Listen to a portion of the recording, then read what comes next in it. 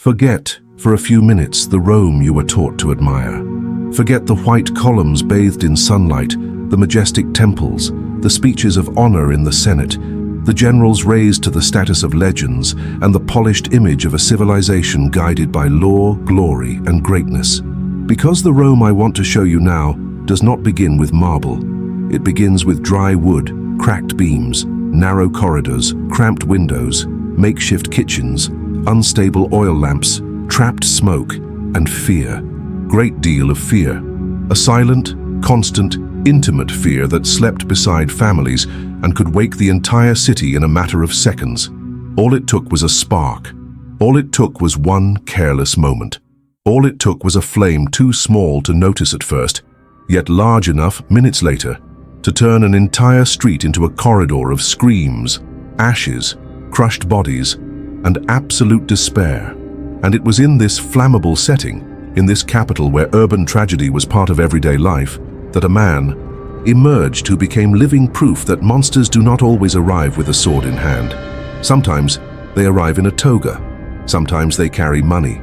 Sometimes they appear not to put out the fire, but to calculate its price. While mothers tried to save their children, while merchants rushed to pull whatever they could from their shops, while entire families watched their lives collapse before their eyes, this man kept a cool head, a steady gaze, and his calculations running. Where the crowd saw ruin, he saw expansion. Where the people saw loss, he saw opportunity. Where the city saw fire, he saw fortune. His name was Marcus Licinius Crassus. And if there is one image capable of brutally summarizing humanity's ability to grow rich from other people's pain, it may be his. Standing before a burning building, waiting for the exact moment when despair would force the owner to accept any offer. Crassus was not just another wealthy man in Rome. He was a man obsessed with wealth, influence, growth, possession, accumulation, and centrality. In a city already accustomed to grotesque inequality, his fortune still seemed excessive, almost indecent, almost obscene. But the truly disturbing part of his story is not simply how much money he amassed. It is the way he learned to look at suffering without flinching, without hesitating, without looking away. For most people, a fire was a nightmare. For Crassus, it could be an opportunity waiting to be seized. And that is what makes his story so dark, so powerful, and so current, because it reveals a kind of intelligence that does not serve compassion, but exploitation. He understood a terrible truth about the city he lived in. Rome was vulnerable. Rome was flammable. Rome was overcrowded. Rome was fragile beneath all its rhetoric of eternity. And a man cold enough could turn that fragility into a ladder. He did not need to command legions. He did not need to conquer distant kingdoms. He only had to understand that in a city built on risk, the tragedy of some would inevitably become the profit of others. Picture the night falling over Rome. Not the Rome of tourist monuments, but the Rome of packed neighborhoods, poorly built upper floors, suffocating alleys, and the smell of grease, garbage, urine, dampness, and old smoke soaked into the wood. In one tiny room, a flame flickers too close to a piece of cloth. In another, a boiling pot is left unattended for a few seconds. Somewhere else, a poorly placed oil lamp tips over, before anyone notices. First comes the smell, then a thin ribbon of smoke, then a sharp crack, then another. And then comes the late, brutal realization that it is no longer possible to stop it. The fire climbs upward, finds the beams, runs along old timbers, kisses the ceiling, reaches the windows, leaps to the neighboring building, turns darkness into a bright glare and the air into pure terror. Residents scream, children are dragged by the arm, belongings tumble down stairways. Someone tries to run back in for a relative. Someone else tries to save hidden money. Another person flees without knowing where to go. The entire neighborhood becomes an organism in panic. And in the middle of that collapse appears the figure of the man who learned how to feed on that moment. Crassus does not enter the scene as the city's savior. He enters it as the negotiator of ruin. He appears when the property owner no longer has clarity, no longer has balance, no longer has any real bargaining power. That is exactly when the offer comes, cold, quick, precise, humiliating, yet still tempting to someone who feels that in a matter of minutes he may lose everything. That is what makes his story so morally disturbing, because the greatest form of perversity is not always personally causing the disaster. Sometimes it is building a personal system that profits every time disaster appears. Crassus assembled for himself a force of slaves trained in construction, repair, and containment. At first glance, someone inattentive might even call that efficiency. But the operation concealed a predatory logic.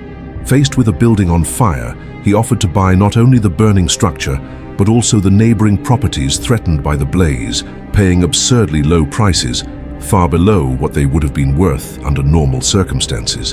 And why did owners accept? Because fire did not destroy only wood, brick, and roofs. Fire destroyed lucidity. Fire crushed the capacity to resist. Fire imposed an urgency that stripped away dignity. No one negotiates well when they feel they are about to lose their home, their income, their memories, their shelter, and their future. Crassus knew that. He understood the psychological power of panic. He knew that the true fuel of Rome's fires was not just its dry wood, but human fear in its rawest state. And here lies the dark core of this title. The billionaire who profited from burning all of Rome should not be understood in the simplistic sense, as if he roamed the streets with a torch in hand, setting entire districts ablaze for sport. The horror of this story is more sophisticated than that.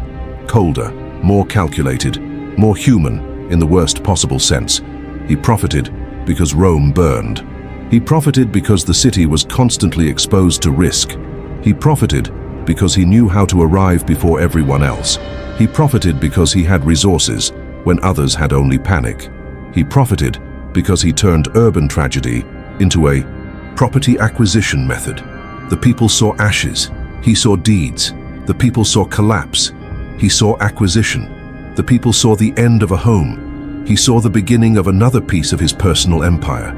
And that is how, fire after fire, opportunity after opportunity, his fortune stopped being merely large and became monstrous. But this story becomes even more powerful when you realize Crassus was not operating in a vacuum. He was not some isolated deviation in an otherwise healthy city. He was the logical product of a Rome that was deeply unequal, contradictory, and morally fractured. The most powerful capital in the ancient world was also a city where huge numbers of people lived crammed into fragile, dangerous, poorly ventilated structures with a constant risk of collapse, disease, and fire. While the elite celebrated order, tradition, and civilization, a huge part of the population slept under roofs that could cave in or catch fire at any moment. While noblemen spoke of virtue, the real city was a machine of precarity for those at the bottom. While the empire projected greatness to the world, its popular neighborhoods concealed a daily life of extreme vulnerability. That is the contrast in which Crassus thrives. He emerges from the tension between the noble facade and the rotting structure. He is not a glitch in the system. He is almost a consequence of it. Think about the symbolism of that. Rome prided itself on its superiority, its discipline, its engineering, its ability to dominate peoples and impose its will on entire continents. But at home, in the heart of its own world, there were streets where fire could rule faster than any magistrate. There were areas where daily life was so unstable that disaster became routine. And inside that grand yet sick city, a man appeared who could look at calamity and see financial multiplication. There is something deeply revealing in that, because a civilization exposes itself not only through the monuments it builds, but through the kinds of men it learns to reward. If an individual can grow rich from the tragedy of thousands and still be absorbed into the highest levels of political life, then the problem is not just the man, it is the kind of order that makes him possible. Crassus understood early on that money in Rome was not just for luxury, it was for power. It bought loyalty, financed alliances, rescued debt-ridden senators, expanded influence, opened doors, and secured position. Every property he acquired in the middle of tragedy was not merely another possession. It was another step up the ladder of authority. It was another instrument of dependence. It was another piece in a game in which wealth did not sit still, but turned into prestige and political weight. And that makes his story even more serious, because the fires that devastated the poor did not produce only private fortunes. They produced public imbalance. The suffering of many helped finance the rise of one man. And that man, as he rose, shaped the city even more in the image of men like himself. Now try to picture one of the most brutal scenes this process could produce. A property owner stands before his own house in flames. Perhaps his wife is crying beside him. Perhaps a child is coughing from the smoke. Perhaps neighbors are trying to drag belongings out of the least damaged part of the structure. Perhaps the man cannot even process what is happening. The orange glare of the fire lights up his face. The heat suffocates him. The ground seems to shake with the cracking of the beams. And then someone arrives with money and a solution, but it is a poisoned solution. It is not disinterested help. It is not protection. It is a purchase. A purchase made at the moment of ruin. A purchase made while the trauma is still unfolding. A purchase made while the victim is psychologically shattered. That man may know the offer is unjust, but terror crushes him. He may accept because he still hopes to save something. He may accept because he is afraid of losing everything. He may accept because he feels he already has. It is in that instant, in the space between the indecent offer and the desperate acceptance, that you see the soul of this story. Not in the fire itself, but in the transformation of suffering into a contract. And that is precisely why Crassus remains so fascinating centuries later. Because he does not represent greed alone. He represents a sophisticated form of social parasitism. He feeds on vulnerability. He grows when others shrink. He gets stronger when the city grows weaker. There is something almost symbolic in that, almost as if Rome itself had generated a man who reflected its cruelest side. A city capable of conquering entire peoples, yet incapable of adequately protecting its own urban masses, was the ideal environment for someone like him to emerge. Collective disaster became individual opportunity. Structural fragility became profit margin. The absence of an effective public response opened the door to predatory private intervention. Fire ceased to be merely a calamity. It became an upward redistribution mechanism. The deeper you go into this story, the more you realize it speaks about something larger than one man.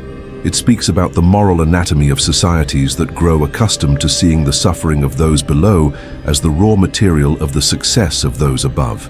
It speaks about the moment when help stops being a duty and becomes a service sold under abusive conditions. It speaks about the perversity of turning rescue into business. And it also speaks about the social silence that allows all of this to happen. Because men like this do not prosper only because they are cold. They prosper because the world around them tolerates their logic. They prosper because many people see the outcome and never ask about the origin. They prosper because the shine of wealth often blinds moral scrutiny. When a city starts admiring its winners too much, it stops asking how many people had to fall for them to rise. Rome, in that sense, was perfect ground.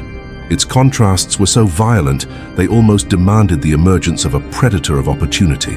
On one side, power, pomp, wealth, pride, and rhetoric.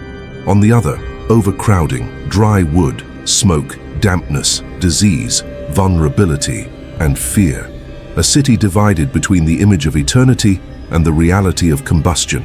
A city where official glory coexisted with daily desperation. And it is inside that clash between appearance and flesh and blood reality that Crassus moves like a fish in water. He does not need to defeat the city. He only needs to understand it. He needs to see where it is weak, where it gives way, where panic drives prices down, where risk forces surrender. It is almost as if he read Rome not through its monuments, but through its cracks. There is yet another level of darkness in this story, and perhaps it is the most unsettling of all. Crassus did not profit only from the fire of the present, he profited from the trauma of the future.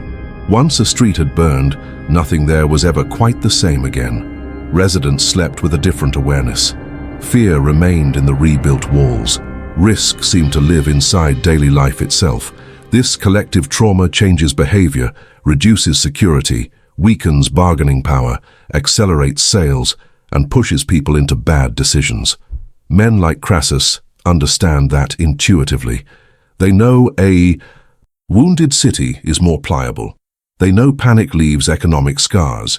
They know that people who live in fear sell cheaper, accept worse terms, push back less, demand less, and dream less.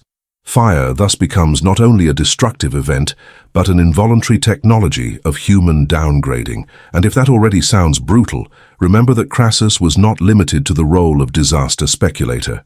His career was inserted into a political world in which confiscation, war, the rearrangement of property, and institutional violence also generated fortunes.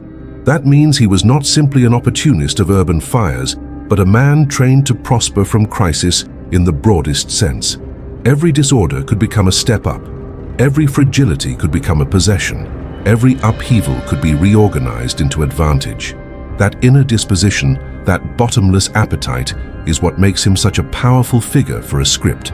Because we are not talking merely about a cruel rich man. We are talking about a mind shaped to sniff out profit at the precise moment someone else's world is collapsing. Now take a breath and return with me to the opening image.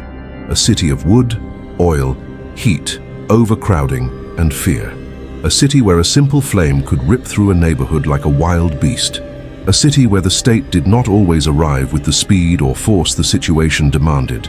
A city where private rescue could get there first.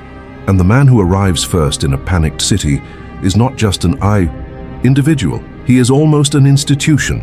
He comes to control the bridge between ruin and recovery, and whoever controls that bridge gets to decide how much it costs to cross it.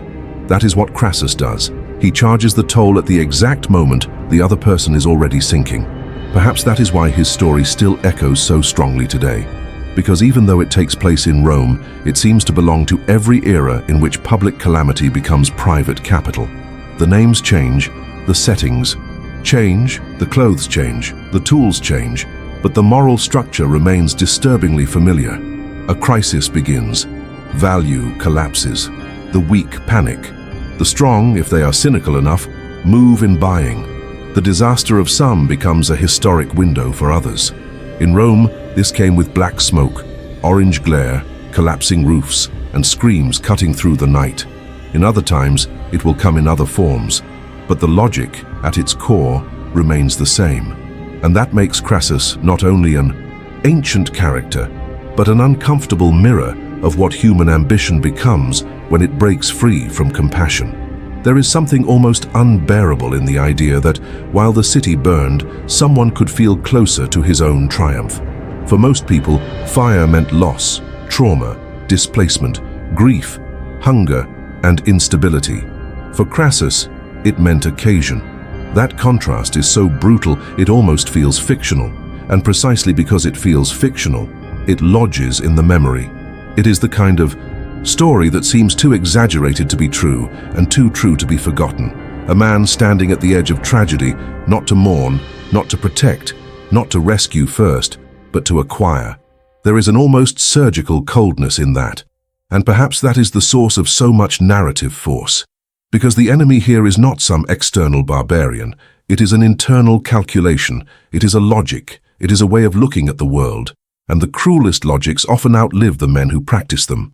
Rome itself liked to speak of virtue, discipline, and a civilizing mission.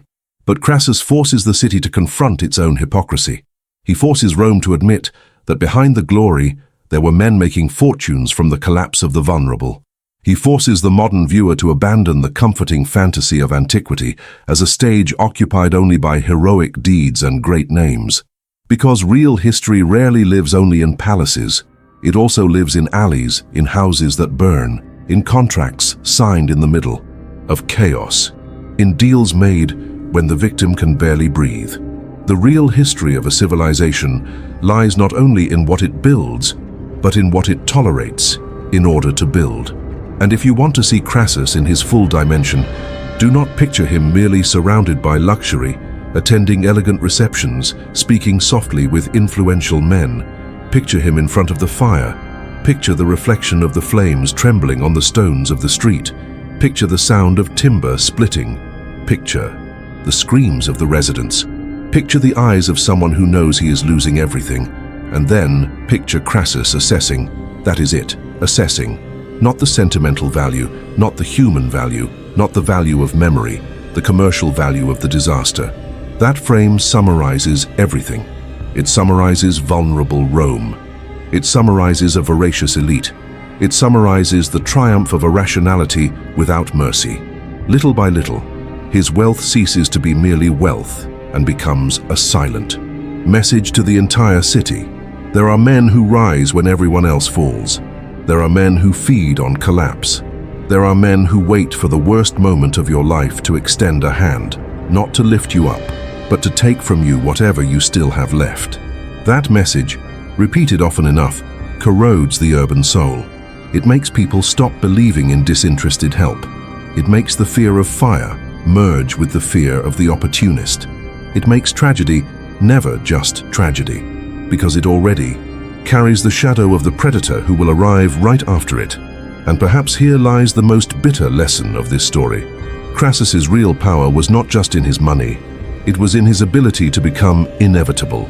In an environment where the city was fragile and public response often insufficient, he became the man of the decisive hour, the man who had resources, the man who had a team, the man who could intervene, and precisely for that reason, he could impose a price. This is one of the coldest forms of power ever invented, transforming another person's need into a source of submission, not through the force of the sword, but through the force of circumstance, not through open invasion, but through purchase at the moment of collapse, not through declared war, but through perfectly timed opportunism.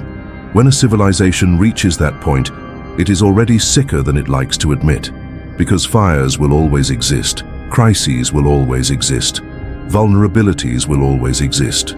The moral question for any society is not whether disaster will come. It is who will profit when it does. And Rome, in the case of Crassus, gives an answer that is far too dark. It shows that a city can be great, brilliant, powerful, and still allow one man to turn ashes into fortune while the rest of the population fights simply not to vanish in the smoke. So when someone shows you Rome's greatness with pure reverence, remember this other portrait as well. Remember the capital of the ancient world burning in its most fragile districts. Remember the families crammed into unsafe structures. Remember that fire was part of real life, not some distant metaphor. And above all, remember that there were men cold enough to see, in the middle of calamity, the blueprint of a private empire being born. Crassus did not need to conquer Rome as an enemy. He absorbed pieces of it whenever it faltered. He bought when others trembled. He grew when others lost. He consolidated power precisely where the city revealed its helplessness. That is what makes him so memorable, so dark and so uncomfortable. He did not defeat Rome from the outside in. He prospered from the inside as a moral fever within the city itself. And so the final image forms in all its silent violence. Not that of a general crushing enemies in open battle. Not that of an orator stirring crowds. Not that of an emperor seated on gold. But that of a man standing before a fire, waiting for the perfect moment to turn terror into a deed. Perhaps that is the true core of this story, the revelation that some of the greatest fortunes in history were not built despite tragedy, but through it. And when an entire city can become a field of opportunity for a single man, it is not only that man who should be judged, it is the world that allowed him to learn how to grow rich that way. Marcus Licinius Crassus, the man who understood that in a flammable Rome, fire could yield more than peace. The man who saw in every nighttime blaze a chance for expansion. The man who, while others ran simply to save their lives, found ways to enlarge his property. The man who turned despair into a method, ruin into business, fragility into an asset. And perhaps that is why his story still burns in the memory. Because it is not only about the past, it is about the kind of soul that always appears whenever collective suffering stops being seen as tragedy and starts being treated as a market. If this deep dive made you feel the real weight of the history hidden behind the glorified ruins, if you realize that official Rome concealed shadows far more brutal than what school usually shows, then subscribe to the channel right now, turn on all notifications, and keep walking with me through this journey. Because in the next video, I am going to show you another forbidden truth from the ancient world. A story so dark, so human, and so disturbing that it makes even the great names of imperial Rome look like only the surface of something much deeper. And I promise you this, the deeper we go into these shadows, the more impossible it becomes to look at history the same way again.